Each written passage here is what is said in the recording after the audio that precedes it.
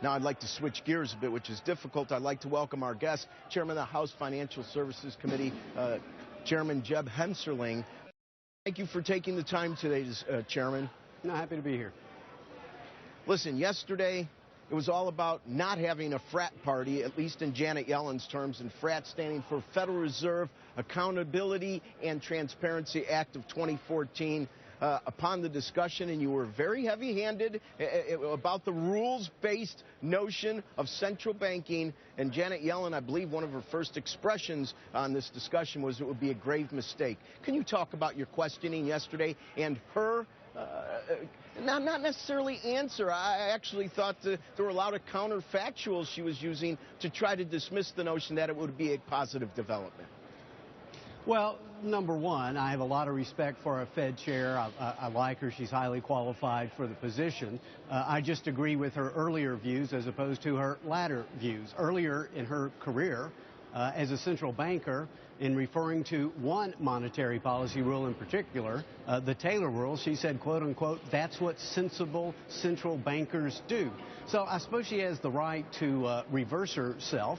But there has been ongoing studies for many years about where does the Fed do the best job of promoting long-term price stability and maximum employment. I think the overwhelming weight of the evidence, it's with a rules-based policy, and the act that you talked about is very simple.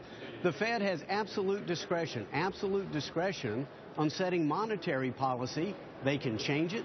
They can deviate from it. They just need to explain to the rest of us what they're doing and holding it up to public scrutiny. So it's really about transparency and accountability. And, you know, the entire time I've been in Congress, I've never known any federal agency to ask for fewer resources, less power, or more accountability. So, you know, I could almost set my watch by the opposition, not in the least bit surprised. All right, last question. And it goes into another direction, and that is, as we get very close to the 4th anniversary of the passage of Dodd-Frank, it's still not complete, and even upon completion, does it really take care of the problem, living wills? We heard Elizabeth Warren talk about how it's just not doing what it was intended to do.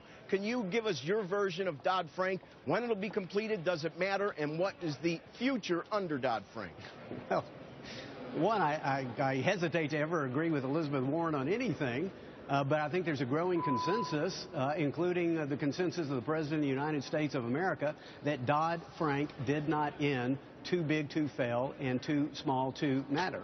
So before this Congress is over, our committee has done a lot of work on that.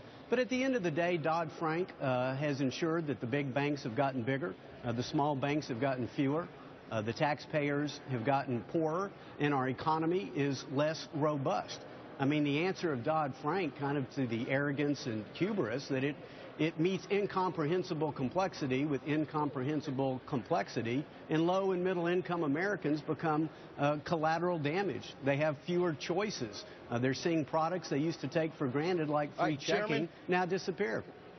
Chairman, we're out of time. Next time I want to talk about inversions. Thank you. I know you're busy. Thank you for taking the time this morning. Sarah and Carl, back to you.